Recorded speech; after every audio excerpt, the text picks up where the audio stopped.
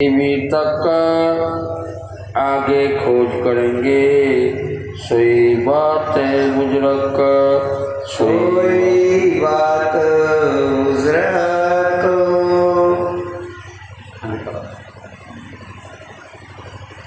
अब कहूँ कच्छ देश के, अब कहूँ कच्छ देश की। महान बुद्धि के सागर ब्रह्ममुनि श्री लालदास जी महाराज अपनी ब्रह्मपत्नी अन्नाओं को, जो इस माया की जगत में सुंदर साथ के नाम से शोभायमान है, इस माया की जगत को देखने के पूर्व हम अपने मूल घर परमधाम में थे।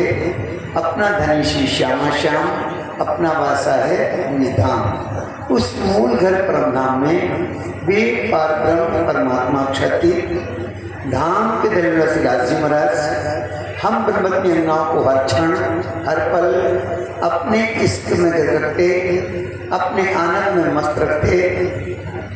पर परम धाम में दुख नाम की कोई चीज न होने से सुख में तो सुखदायम स्वाद न आवत ऊपर, दुख आए सुखावत सो मेहरे फुलत नजर। उन्हीं परम धाम के सुखों को अनुभूति कराने के लिए परब्रह्म परमात्मा अक्षर ने कार्यकांड बनाया।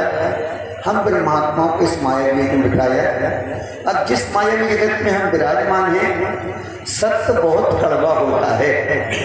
इस 14 लोक के ब्रह्मांड में जब से सृष्टि की उत्पत्ति हुई है, तब से आज तक तो ना कोई जीवाओं से पार हुआ है और न कोई वास्तव में परमात्मा को जानता है। 14 लोक के ब्रह्मांड में बक्का की तरफ का कया न तो ये तो अरब।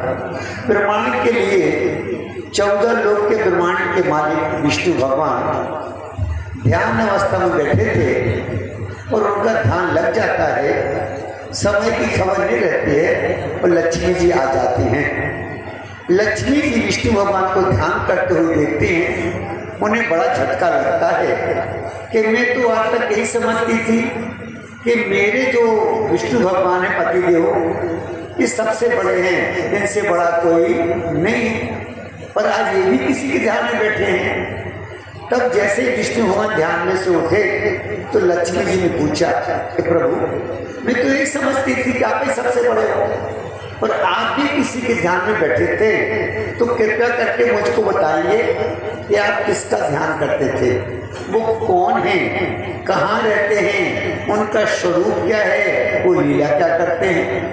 तो विष्णु भगवान बोले, लक्ष्मी जी तुम 14 लोक के ब्रह्मांड का कुछ भी पूछ लो, मेरा वैकुंठ मांग लो, मैं देने को तैयार हूँ, पर दोबारा मुझसे मत पूछना कि मैं किसका ध्यान करता था। विष्णु भगवान ने नहीं बताया। लक्ष्मी जी ने सोचा धमकी देंगे हमारा काम बन जाएगा। लक्ष्मी जी गई, बोले प्रभु बताते हो कि नहीं बताते हो, नहीं बताते हो तो तपस्या करने जा रहे हो। तो विष्णु भगवान ने कहा, लक्ष्मी जी नेक काम में देरी नहीं करते हैं, अब जल्दी जाओ। लक्ष्मी जी को जाना पड़ा। लक्ष्मी जी ने 7 कल्पांत तपस्या कर ली। क्षीरसागर की पुत्री है। क्षीरसागर को पता चला कि मेरी पुत्री 7 कल्पांत से तपस्या कर रही है। ब्रह्मा जी के पास गए, ब्रह्मा जी को बताया, ब्रह्मा जी को साथ में लिया, विष्णु भगवान के पास गए। ब्रह्मा जी ने विष्णु भगवान को समझाया, विष्णु भगवान इतना उत्पात क्यों मचा रहा है, आपकी धर्म पत्नी है, कुछ पूछती है तो बता दो, कुछ मांगा है तो बता दो, दे दो। तो विष्णु भगवान बोले, ब्रह्मा जी मेरी पत्नी ने जो पूछा है वो बहुत वर्षों पहले मुझसे शंकर जी ने भी पूछा था। बेहद के साथी सुनो, बेहद के साथी सुनो, बोली बेहद वाणी, और बड़े बड़े हो गए सो काहू ना जानी। और महादेव जी पूछे विष्णु भगवान से बेहद वाणी। बोले एक बार एक प्रश्न विष्णु भगवान ने भी हमसे किया था। तो ब्रह्मा जी जो प्रश्न मेरी धर्मपत्नी लक्ष्मी ने किया है, उसका जवाब मैं उनको दे सकता नहीं हूँ, मुझे बताने का अधिकार नहीं है। ठीक है चलो तो मना के लाते हैं। तीनों लोग जाते हैं, विष्णु भगवान, ब्रह्मा जी, क्षीर सागर, लक्ष्मी जी को उठाते हैं और कहते घर चलो चलो। तो कल आपको बताया था कि 4 हट संसार में हैं, बाल हट, स्त्री हट, संत हट और राजा हट। तो लक्ष्मी जी स्त्री थी। बोले प्रभु मैं घर चलने को तैयार हूँ, पर पहले मुझे वही बताओ कि आप किसका ध्यान करते थे। तो विष्णु भगवान कहते हैं लक्ष्मी जी अभी आपने 7 कल्पांत तो तपस्या कर ली, अगर आप चाहो तो 21 कल्पांत तपस्या और कर लो, इसके बाद भी पूछना तो मैं बता सकता नहीं। तो इस प्रकार से 14 लोक के ब्रह्मांड में परमात्मा के बारे में कोई बताने वाला नहीं था। अब देवचंद जी महाराज परम धाम की सुबान श्यामा महारानी, इस नासवान जगत में जहाँ कोई परमात्मा को नहीं जानता है, ऐसे संसार में परमात्मा को खोजने के लिए, ढूंढने के लिए निकलते हैं। बारात के पीछे 11 वर्ष की उम्र में जाते हैं, राज्य महाराज उनको दर्शन देते हैं, दर्शन देकर के बारात तक पहुंचाते हैं। बारात के माध्यम से देवचंद जी कच्छ में पहुंच जाते हैं। अब कच्छ में जाकर के देवचंद जी परमात्मा की खोज करते हैं। पहुँचे आप आए जिता, आप कच्छ देश में पहुंच जाते हैं। तहाँ आए खोज करे, दोनों तरफ पड़ जाएगा। तहाँ खोज करे सोए बतावेता। देवचंद जी ने जो खोज की, अब लाला जी कितने सुंदर साथी, मैं आपको बताने जा रहा हूँ कि देवचंद जी महाराज ने किस तरह से परमात्मा की खोज की। लगे खोज करने बैठे देवरे जाए। अब सबसे पहले देवरे मंदिर में जाते हैं, वहाँ बड़े संत महात्मा बैठे थे, देवचंद जी उनकी संगत करते हैं। चर्चा को उत पूछत वे प्रतिमा को ठहराए। बोलो श्री प्राणनाथ प्यारे कीजिए। देवचंद जी पूछते भैया कोई पंडित जी है, कोई यहाँ परमात्मा की चर्चा करने वाला है? भैया यहाँ कोई चर्चा करने वाला नहीं है, बस सामने मूर्ति है, उसी मूर्ति के दर्शन करो और उसी में परमात्मा के दर्शन होंगे, उसी से ज्ञान मिलेगा। अब देवचंद जी उमरकोट गांव में प्रैक्टिकल कर चुके थे, पिंगल सा मूर्ति कदम लगा चुके थे, उनको कुछ मिला नहीं। तो वो जानते थे कि मूर्ति से कुछ मिलने वाला नहीं, क्योंकि मूर्ति आदमी ने उठाई है तो मूर्ति बोलती नहीं है। मूर्ति कोई पंडित जी पूजा करे तो ठीक है, नहीं करे मूर्ति पड़ी हुई है।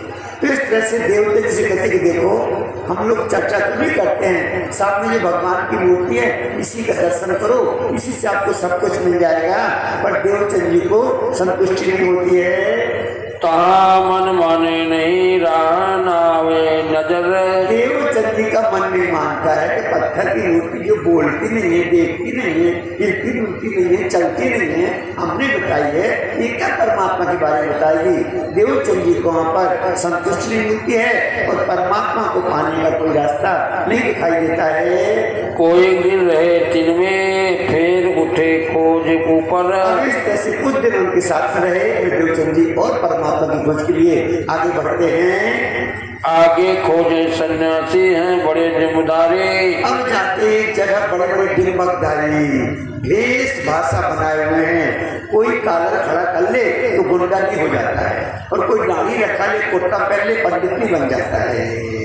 इसी तरह से दिव्यक महामती पंडित जी कहते हैं भेष भाषा जिन रचो, भेष भाषा जिन रचो लीजिए मायने असल, वास्तविक ज्ञान होना चाहिए। कोई संत ने लिखा है जात न पूछिए साधु की, पूछ लीजिए ज्ञान, मोल करो तलवार का और पड़ी रह दो ज्ञान। पर आजकल क्या है, जितने अच्छे पंडित होंगे, बड़े धोती कुर्ता पहनते होंगे, बड़े इत्र लगाते होंगे, बड़े सेंट लगाते होंगे, अच्छे कपड़े पहनते, वो पंडित जी अच्छे हैं।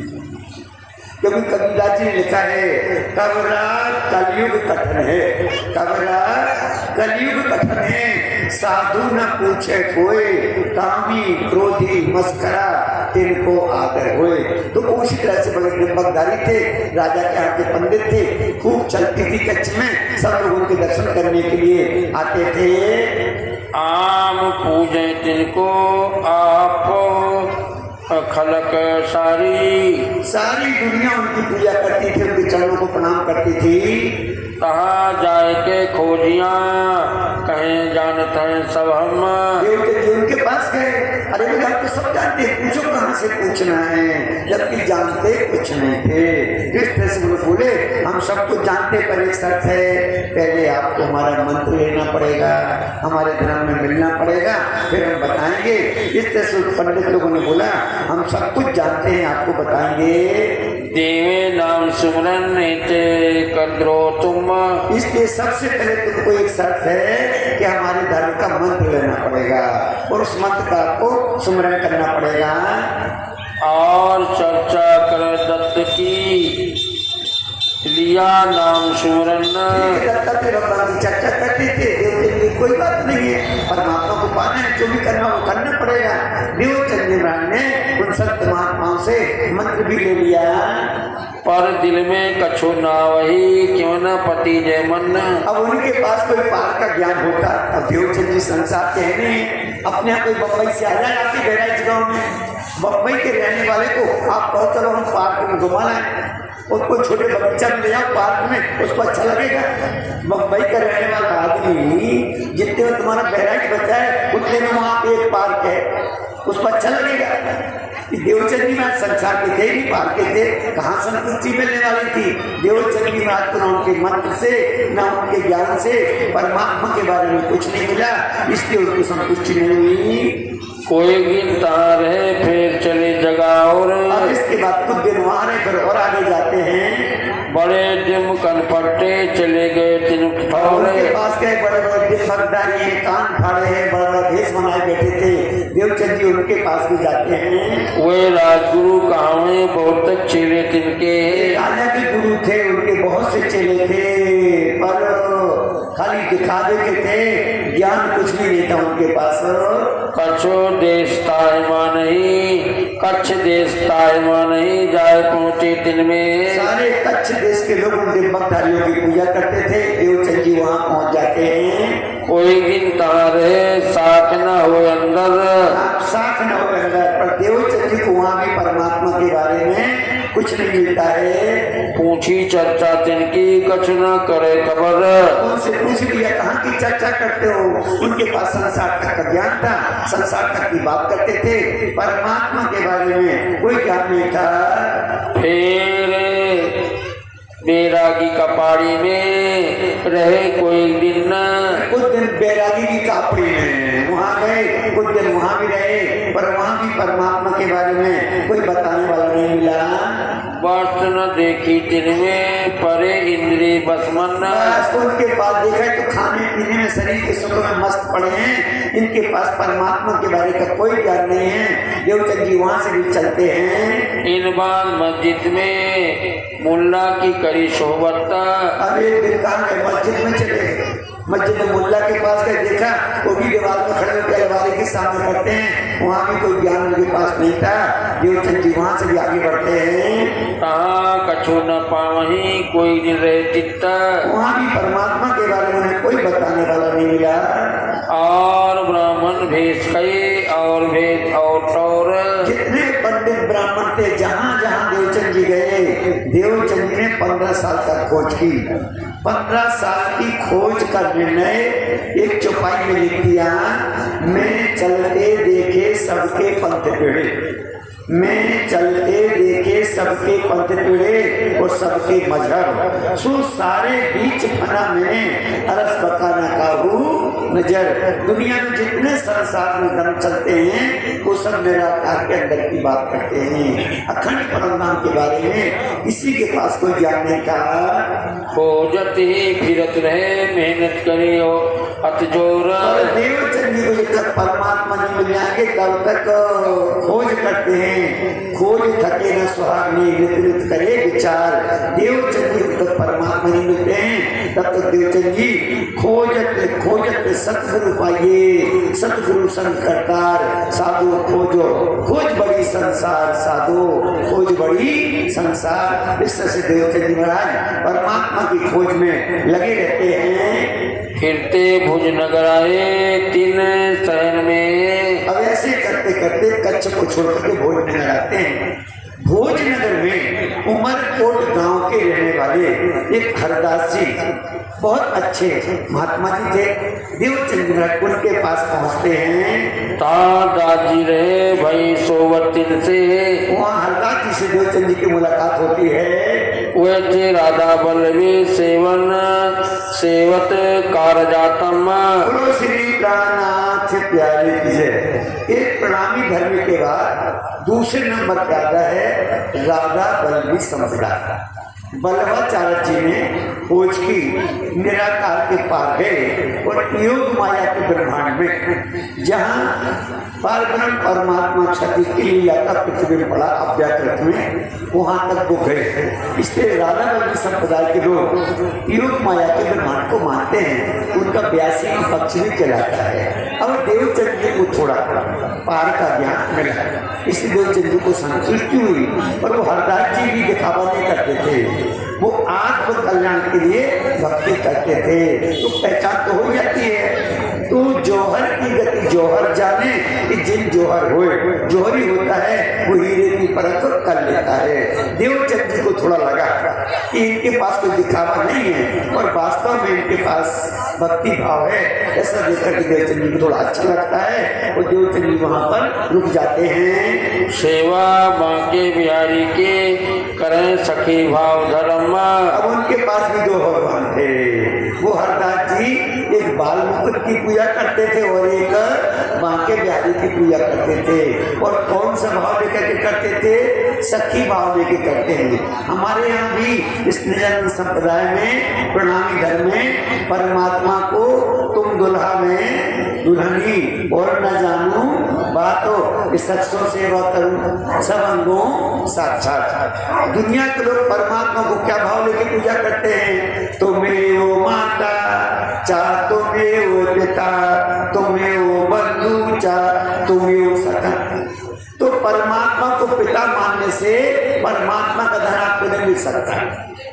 कलयुग है, सत्य सच्चाई है ना। सच्चाई है, जब तक पिताजी जिंदा हैं तो योगी की चाबी कहाँ बांधे रहते हैं? अपने जनेऊ में। जब तक जिंदा है बेटे को देते हैं, बोलो देते हैं। और बेटा मुंबई में रहता हो और पिताजी गांव में रहते हैं। बेटा करोड़पति हो, अरबपति हो, मुंबई में खरबपति हो, पिताजी को 2-4 दिन घुमाने के लिए ले जाएगा, खिलाएगा पिलाएगा, मुंबई घुमाएगा, तिजोरी की चाबी पकड़ाएगा, पापा तिजोरी की चाबी दे दो। पर जिससे शादी होकर गई उस लड़की को जानता भी नहीं था। वो घर में लेके गया, वो लोग तिजोरी की चाबी देता है नहीं देता।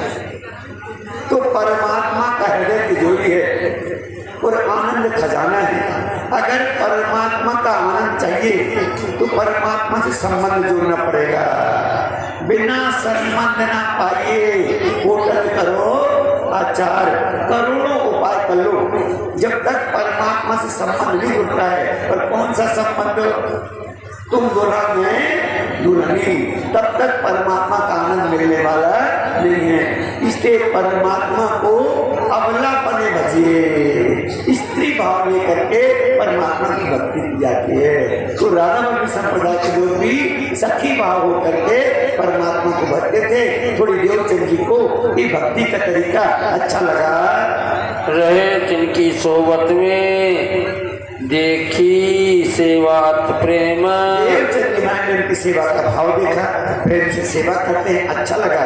देवचंद जी महाराज जाते हैं। साचा देखा तिनको सेवत है अपने में। हरदास जी देवचंद जी देखा कि हरदास जी सच्चे भक्त हैं और सेवा भी बड़े नियम के साथ करते हैं। जब रुत आवे गर्मी के तब सेवा तिनमा पक्का। अगर गर्मी के दिन है तो ऐसा नहीं कि भगवान को गर्मी लगती है, भाव है गर्मी लगती है, ऐसा भाव लेके कुछ जो पोशाक होती है वो महीन पतले कपड़ों की, ठंडी के दिन में गर्म कपड़ों की, इस तरह से भाव लेकर के परमात्मा भाव के भूखे होते हैं। और हरदास जी बड़े भाव से सेवा करते हैं। अगर गर्मी के दिन है तो सेवा में भी पतले वस्त्र रखते हैं, परमात्मा को गर्मी न लगे ऐसा भाव लेके सेवा करते हैं। ठंडक कर हर भात सो।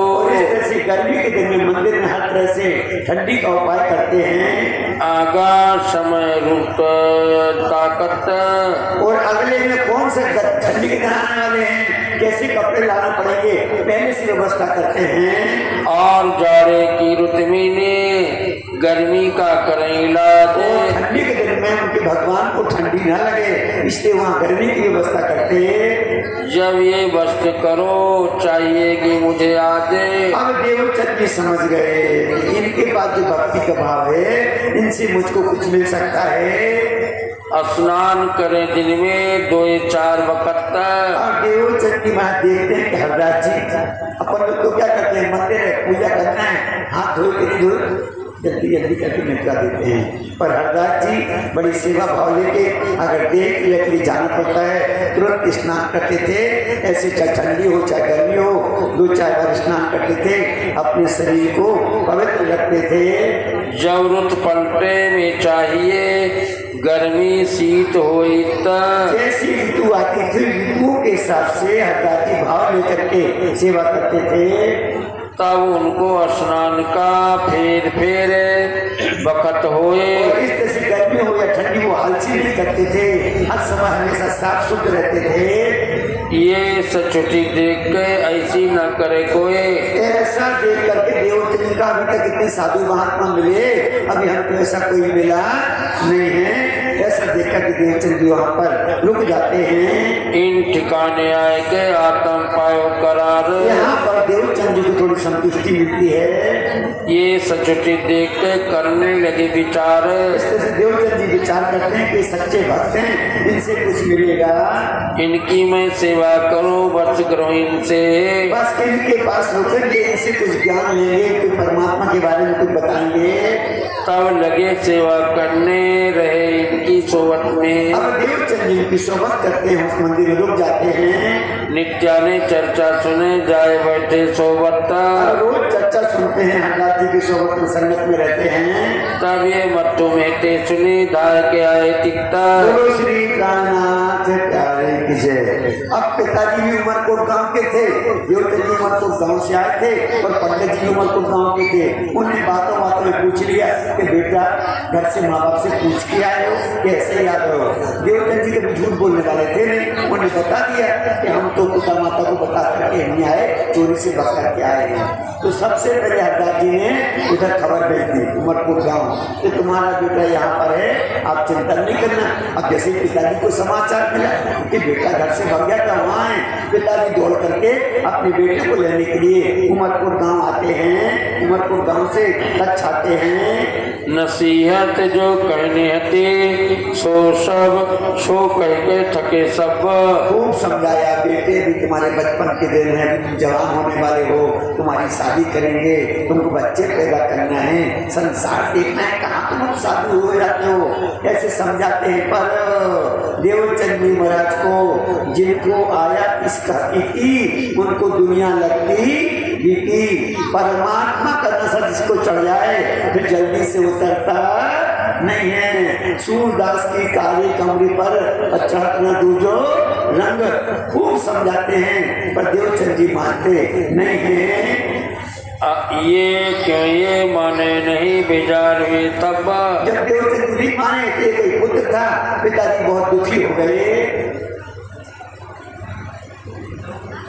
देवचंद जी माया के क्यों ये नजदीक न जाए। इस तरह से देवचंद जी कभी माया के नजदीक जाना नहीं चाहते थे, क्योंकि उनको माया से विरक्ति हो गई थी। इनको वो गमे नहीं बड़ो दुख पहुँचाए। इसलिए देवचंद जी महाराज को माया अच्छी नहीं लगती थी, माया के संसार में दुखी हो जाते थे। और पिताजी कहते माया के संसार में रहो। हरदास जी सेवा करें मनसा बाचा कर्म। हरदास जी सेवा करते थे मन से, वचनों से, कर्मों से। कछो शक न लाही रहे आत्म के धर्म। इसलिए आत्म कल्याण के लिए धर्म का परिपालन करते थे हरदास जी। देख साचे हरदास जी इनको मन में देव नाम सुमिरन। यहाँ देवचंद जी महाराज की भक्ति की श्रद्धा थी, तो बंदे खुद को कर बोलन देतना, बंदे खुद को कर बोलन देतना कि खुदा खुद तुझसे पूछे तेरी आज क्या है। हरदास जी ने देवचंद जी की सेवा देखी, हरदास जी भी समझ गए कि आप तक कोई ऐसा भक्त आया नहीं है। संसार में कैसे लोग होते हैं आजकल, प्रसाद या भगत, कहीं कथा चर्चा होती होगी ना, शुरू में नहीं आएंगे, बीच में नहीं आएंगे, कब आएंगे, लास्ट में आएंगे। जब चर्चा पूरी होने वाली होगी और चर्चा में भंडारा होता हो तो देखना, चर्चा में कितनी भीड़ होगी पर भंडारा हो तो जगह नहीं होगी। तो अब यहाँ देवते भी सच्चे भक्त थे, तो हरदास जी ने सोचा कि ये भी सच्चे भक्त हैं, इसलिए इनको मंत्र दिया जाए। इसलिए हरदास जी के मन में ऐसा विचार आ गया। ऐसा विचार करके दिल में लिया दिन, उन्होंने भी दिल में एक दिन धराया बसंत पंचमी का दिन। बसंत पंचमी का दिन हमारे हिंदू धर्म में अनपूछा दिन है। कोई पंडित के पास पूछने की जरूरत नहीं है। कोई भी शुभ काम करना हो बसंत पंचमी के दिन बगैर पंडित के पूछे कर सकते हो। तो अब हरदास जी देखा कि बसंत पंचमी का दिन है, उसी दिन दातन देंगे। और यहाँ पिताजी ने क्या सोचा कि बेटा समझाने से मानता नहीं है तो एक काम कर दो, इसकी शादी कर दो। शादी करने से आदमी क्या होता है, माया में फंस जाता है। फिर कितनी चीजें याद रहती हैं, नॉन तेल और लकड़ी। कोई शायर में लिखा है कि सोचा न समझा, सोचा न समझा शादी कर ली, और रेशम सी जिंदगी खादी कर ली। तो शादी के बाद कोई तीन चीजें याद रखी है, नॉन तेल और लकड़ी। तो पिताजी ने सोचा कि देवचंद जी को माया का नशा चढ़ा ही नहीं है, इनको तो परमात्मा का नशा चढ़ा है, इनकी शादी कर देंगे। पिताजी ने भी आनंद फारन में एक लड़की ढूंढी और शादी की जल्दी थी। बसंत पंचमी को शादी का दिन तय कर दिया। उसी दिन मंत्र मिलना है और उसी दिन पिताजी ने शादी फिक्स कर दी। मत्तो मेहता विचार करें, क्यों डारो माया में। तू माता ने विचार कर लिया पिताजी ने कि शादी कर देंगे, अपने आप परमात्मा का नशा उतर जाएगा, वो संसार में फंस जाएंगे। तो ये हाथ आवे मेरे छूटे बैरागी से, और शादी कर देंगे, बैराग छूट जाएगा, संसार में फंस जाएंगे। एक ठोर सगाई करके ब्याह को धरायो दिन। उनके पिताजी ने जल्दी जल्दी से शादी करके शादी का दिन भी फिक्स कर दिया। वही दिन था उत्तम लेने का नाम सिमरन। बच्चा होता है वही दिन मंत्र लेने का था और वही दिन शादी का था। मारग राधा बल्लभी मीने लेने नाम सिमरन। अब राधा की संप्रदाय में जिसको मंत्र लेना होता है तो उसको क्या करना पड़ता है, घुटमुंडा होना पड़ता है, बाल ढुकवाने पड़ते हैं। और हरदास जी को उनके पिताजी ने खबर दे दी थी कि देखो अपने बेटे की शादी तय कर दी है, बसंत पंचमी के दिन आप बेटे को भेज देना। अब हरदास जी दर्शन करने पड़ गए कि एक तक तो इसकी शादी होना है।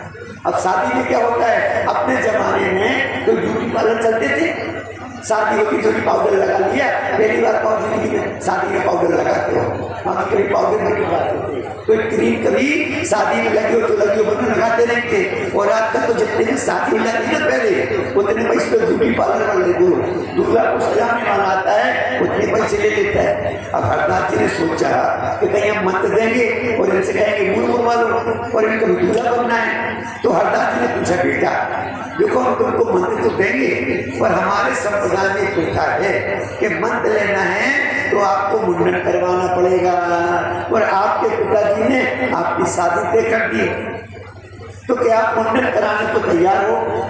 तो देवचंदी मत सबका ज्ञान था। तो कबीरदास ने इसके बारे में लिखा है, कबीरदास ने बहुत अच्छी चीज लिखी है कि यह तन इसकी बेलड़ी, इस तन में विष भरा हुआ है, यह तन विष की बेलड़ी सतगुरु गुणन की खान, और शीश दिए सतगुरु मिले तो भी सौदा सस्ता जान। अगर गर्दन काट के चढ़ाने से सतगुरु मिलता हो, सतगुरु कैसा, ये दुनिया के गुरु नहीं, सतगुरु, सतगुरु ऐसा चाहिए जैसा सिगली गर होए, जन्म जन्म के मोर्चा पल में देवे कोई। सतगुरु सोई कीजिए जो अलग की देवे लखो, और इन उल्टी से उल्टाए के किया प्रेमे सन्मुख।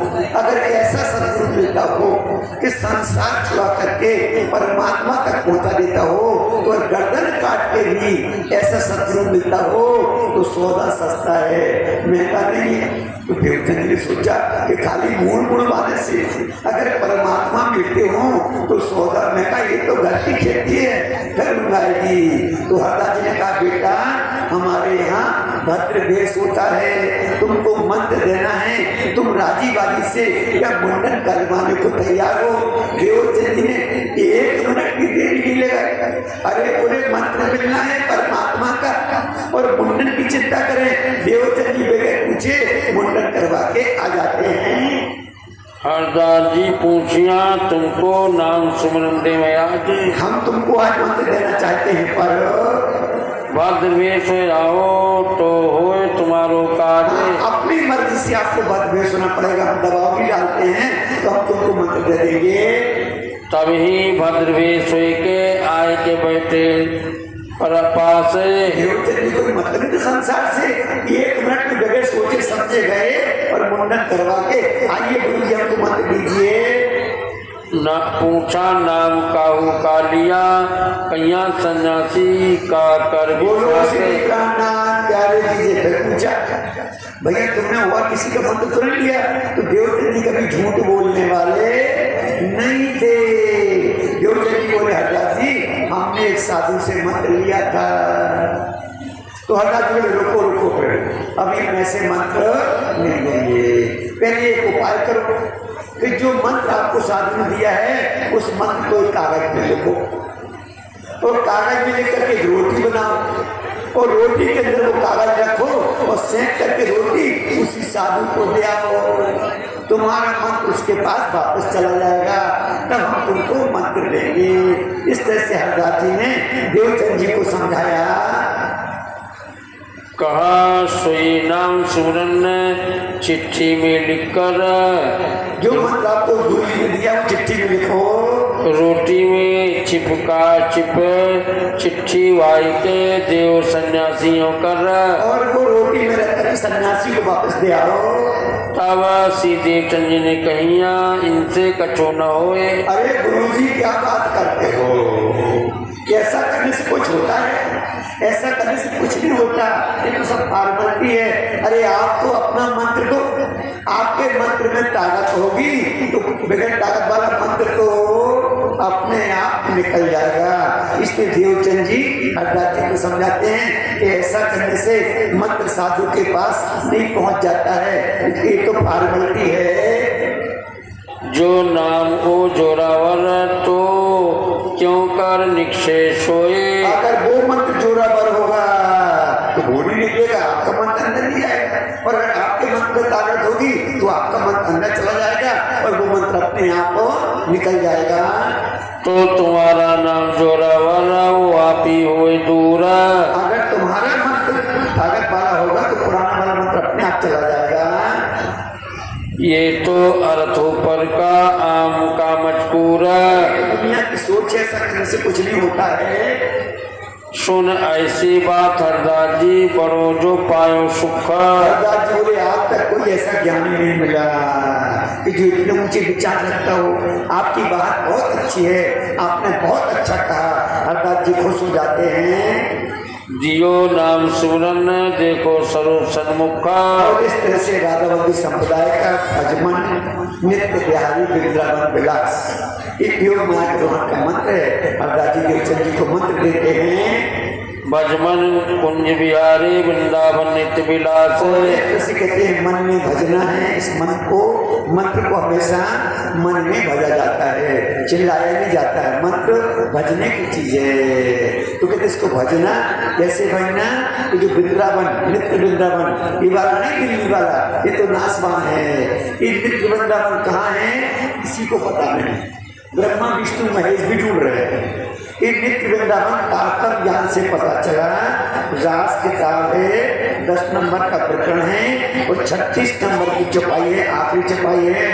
ये स्वरूप, ये जमुना तट, ये वृंदावन सार, धरती तीतो ब्रह्मांड तेलगो, ये तारतम की दो तारतम ज्ञान से पता चला। योग माया का ब्रह्मांड कहाँ होना था। वो योग माया के ब्रह्मांड की बात राधा गोविंद संप्रदाय के मंत्र में है कि भज मन नित्य वृंदावन, जो अखंड वृंदावन है, वहाँ जो कुंज बिहारी हैं, जो रास की लीला करने वाले हैं, उनको भजो। यही रखो तुम दिल में, सुमरो कर विश्वास। और इसी मन को दिल में रखो। और कोई भी धर्म हो, विश्वास धर्म की नींव होती है। कोई भी धर्म करो बगैर विश्वास के नहीं होता है। विश्वास करे न दौड़ से जे, तार तमो फल ले से थे। इसके धर्म को विश्वास से करना चाहिए। विश्वास कैसा होना चाहिए? विश्वास की क्वालिटी होती है। विश्वास कैसा होना चाहिए? मानवीय चपाई आती है, एक प्रसंग आता है, आपको सुनाएं तो आपको समझ में आएगा। विश्वास कैसा होना चाहिए? नारद जी को देखा है ना आप लोगों ने? नारद जी 24 घंटे क्या करते हैं? नारायण नारायण नारायण नारायण। तो एक बार नारद जी के दिमाग में आया कि संसार में जाके देखें कि लोग ऐसी भक्ति करते हैं। तो नारद जी संसार में घूमने के लिए आए। घूमने गया तो देखते क्या है, एक पति पत्नी सड़क पर जा रहे हैं। उनके तन पर फटे हुए कपड़े हैं, पैर में चप्पल नहीं है और हाथ में एक कटोरा है। और भक्ति कितनी ऊंची लेवल की है कि मुख से गोविंद गोविंद गोविंद गोविंद गोविंद गोविंद गोविंद गोविंद निकल रहा है और कुछ नहीं बोलते। और उनको कोई कुछ देता नहीं है। नारद जी को बड़ी घबराहट हुई कि कितने अच्छे भक्त बेचारे कि जिनकी सांस सांस से गोविंद गोविंद निकल रहा है, इनको कोई कुछ दे नहीं रहा है। जब गोविंद अंधा है, इनको देखता भी नहीं है, इनके पास फटे कपड़े हैं, पैर में चप्पल भी नहीं है। नारद जी बड़े दुखी हो गए। थोड़ी आगे बढ़े, उस गांव से बाहर निकले। गांव के बाहर एक नदी थी। नदी पे पार कर उस पार पहुंचे। वहां एक महात्मा जी लेटे हुए थे। एक महात्मा जी एक चटाई लपेटे बैठे ऊपर लेटे हुए हैं, कुछ नहीं करते हैं, ना राम ना कृष्ण ना श्याम, कुछ नहीं, खाली लेटे हैं बस। एक धोती लपेटे लेटे हैं। एक आदमी आया, एक गजन किला रख के चला गया। एक आदमी आया, 2 किलो सुपर रख के चला गया। एक आदमी आया, 100 का नोट रख के चला गया। नारद जी को घबराहट हुई, ये देखो दुनिया, जो बेचारे गोविंद गोविंद करते हैं उनको कोई देता नहीं, कोई पाखंडी कुछ नहीं करता है, चटाई बिछा कर लेता है, इसको लोग इतना देके जा रहे हैं। नारद जी बोले अब तो इस संसार में देखना। नारद जी ने आओ देखा ना आओ, वो सब गए विष्णु भगवान के पास। बोले भगवान तुम बड़े खराब हो। अरे विष्णु भगवान बोले भैया क्या बात है, नारद जी क्यों गुस्सा हो रहे हो, कुछ बताओ तो हम समझे। तो नारद जी ने बताया कि हम मृत्यु लोक में घूमने गए थे और ऐसा ऐसा है। तो विष्णु भगवान ने थोड़ी मजा लगाई। अरे बोले नारद जी तुमने आंखों से देखा है कि कुछ सुना है? नारद जी को गुस्सा आ गया। बोले प्रभु अपनी आंखों से देख के आए। जिनके पास गोविंद गोविंद करते हैं उनके पास खाने को नहीं है, और जो कुछ नहीं करता है उसके पास इतना ढेर लगा है, ये गलती नहीं है। तो विष्णु ने कहा नारद तेरे देखने में कहीं भूल हो गई, तूने ठीक से देखा नहीं है। अब एक काम कर, तू कल फिर से जा, कल तुम मेरे कहने से जाना और हम तुमको एक बात बताते हैं, ये बात तुम दोनों को बताना और फिर मेरे पास आना। तो विष्णु भगवान ने क्या बताया? मानवीय चपाई लिखी है निरंतर किताब के 25 नंबर के पत्र चपाई लिखी है कि सुई के नाका में थी गुंजर निकले कई हजार। बोले क्या बताना कि सुई के छेद में से गुंजर बोलते हाथी को, हमने हाथियों को निकल के देखा है। ये बात तुमको महात्मा को बताना और यही बात वो पति पत्नी को बताना और फिर मेरे पास आना। तो नारद जी आए दूसरे दिन। सबसे पहले किसके पास जाएंगे? जिसके प्रति श्रद्धा थी। तो पति पत्नी के पास गए। बोले भक्तों प्रणाम। दोनों पति पत्नी ने प्रणाम किया। नारद जी बोले भक्तों मैंने एक बड़ी आश्चर्यजनक चीज देखी है। बोले क्या देखा आपने? अरे बोले सुई के छेद में से हाथियों की फौज को निकल के देखा। दोनों पति पत्नी बोले नारद जी हम गरीब जरूर है पर बुद्धू नहीं है। हम गरीब जरूर है पर बुद्धू। सुई के छेदने से हाथी की पूंछ का बाल भी निकल सकता है।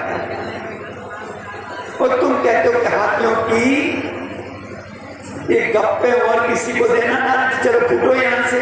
बड़े आए तो बुद्धू बनाने वाले सूजी के छेदने से हाथियों की पूंछ को निकालते दिखाए। नारद जी को बड़ा बुरा लगा, हम तो भक्त समझते थे। कोई बात नहीं, अब विष्णु ने कहा था वो महात्मा के पास भी जाना। अब नारद जी को श्रद्धा तो नहीं थी, महात्मा जी की प्रति श्रद्धा नहीं थी। नारद जी ने दूर से प्रणाम महात्मा जी, आत्मा नहीं जोड़े। कोई बात नहीं, क्या बात है बेटा नारद?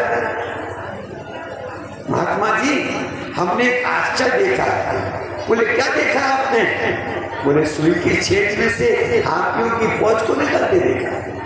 तो महात्मा जी बोले पगले नारद, इसमें आश्चर्य की क्या बात है? वो परमात्मा के लिए, अरे परमात्मा चाहे तो वो राई को पहाड़ बना देता है, पहाड़ को राई बना देता है। तो सुई के छेद से तू हाथी की बात करता है? वो तो चाहे तो दुनिया निकाल सकता है। नारद जी जाने लगे। वो महात्मा त्रिकालदर्शी, वो महात्मा त्रिकालदर्शी थे। उन्हें बुलाया, नारद इधर आ। नारद जी घबरा के बोले मेरा नाम जानता है? अरे बोले तू कल भी आया, तू कल भी आया था? नारद बोले हाँ। तुमने वो भक्त देखे होंगे जो गोविंद गोविंद करते थे। महात्मा जी ने समझाया वो भक्त नहीं थे, उनने भीख मांगने का धंधा बनाया है। उनके पास कपड़े हैं, पर जब भीख मांगने जाते हैं तब फटे कपड़े पहन लेते हैं। उनके पास चप्पल जूते हैं, पर जब भीख मांगने जाते हैं तब चप्पल जूते पहनते नहीं हैं। फिर महात्मा जी ने समझाया कि अगर वो भक्त होते तो उनको भीख मांगने की छुपाई थी ना। कीर्तन किताब के 25 नंबर के तरफ छुपाई लिखी है कि गोविंद के गुण गाए के, गोविंद के गुण गाय के तापर मांगत दान, पर टिक टिक पड़ोते मांगी जो बेचते हैं भगवान। ऐसे मनुष्यों को धिक्कार है जो परमात्मा का नाम लेकर के खुदा के नाम पे दे दे, परमात्मा के नाम पे दे दे, अल्लाह के नाम पे दे दे। अरे सारी दुनिया को देने वाला भिखारी है कि उसके नाम पर मांग रहे हो? बोले वो भक्त नहीं है। नारद जी तूने मुझे पाखंडी कहा था, मैं पाखंडी नहीं। नारद जी तू इस गांव में जा, इतने बच्चे से लेकर बुढ़े तक पूछना, मैं कभी आज तक गांव में नहीं गया। मैं जिस दिन से आया हूँ नदी के किनारे चटाई पर बैठा हूँ, मुझे भरोसा किसका है? मेरे मालिक का, वो बेचता है। ऐसा विश्वास होना चाहिए। विश्वास करें दौड़ से ले ताकनो हरदा जी के देवचंद जी, इस मत पर विश्वास करना, उसको भजना। सखी भाव भजियो उपदेश करके, सखी भाव करके भाई